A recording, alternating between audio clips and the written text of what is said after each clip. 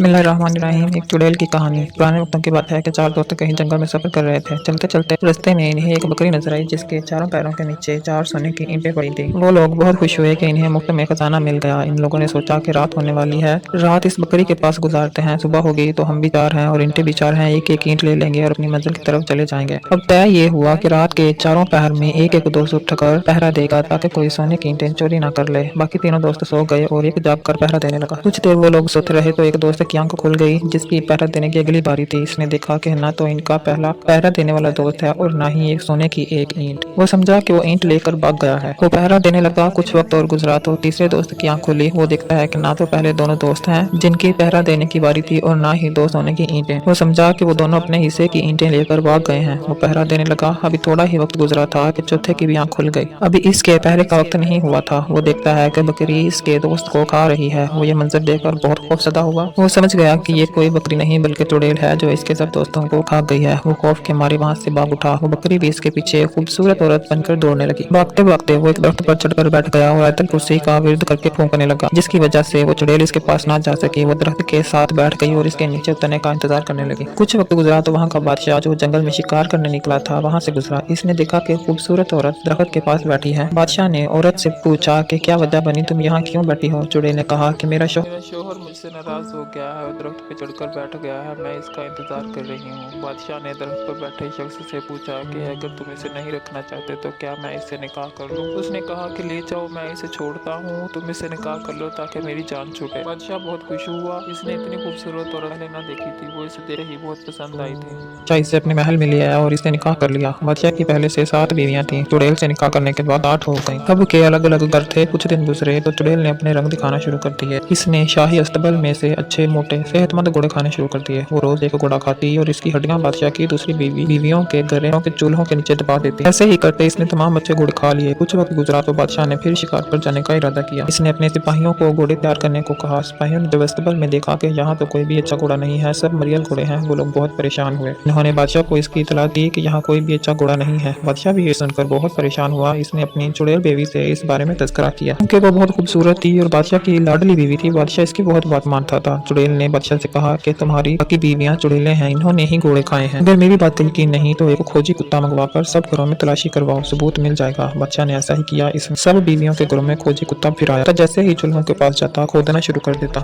ऐसे ही इसकी पहली 7 बीवियों के घरों से घोड़ों की हड्डियां निकल आई, सिर्फ चुड़ैल के घर से ना निकली। बादशाह सच में समझा कि इसकी पहली तमाम बीवियां चुड़ैलें हैं। बादशाह ने अपने वजीर को हुक्म दिया कि इनको ले जाओ और जंगल में ले जाकर मार के फेंक आओ और सबूत के तौर पर इन सब की आंखें निकाल कर ले आओ। वजीर बादशाह की तमाम बीवियों को लेकर चल पड़ा। वजीर अच्छा समझदार इंसान था। वो जानता था बादशाह की ये सब बीवियां मासूम हैं, बल्कि वो खुद ही चुड़ैल है जिसने इन सब पर चुड़ैलें होने का इल्जाम लगाया है। इसने तमाम बीवियों से कहा कि मैं जानता हूँ कि आप सब मासूम हैं, मैं आप सबको कत्ल नहीं कर सकता, लेकिन आंखें निकाल कर ले जाना मेरी मजबूरी है क्योंकि बादशाह को यकीन दिलाना है कि आप सबको कत्ल कर दिया है। वजीर ने सब की आंखें निकाली और इन सबको एक कुएं में फेंक दिया जिसमें नीचे एक कमरा बना हुआ था। वो सब इस कमरे में रहने लगी। बादशाह का वजीर चोरी छुपे इन्हें खाना दे जाता कि एक बीवी उम्मीद से थी। इसके यहाँ बेटे की पैदाइश हुई। वो सब बहुत खुश हुए।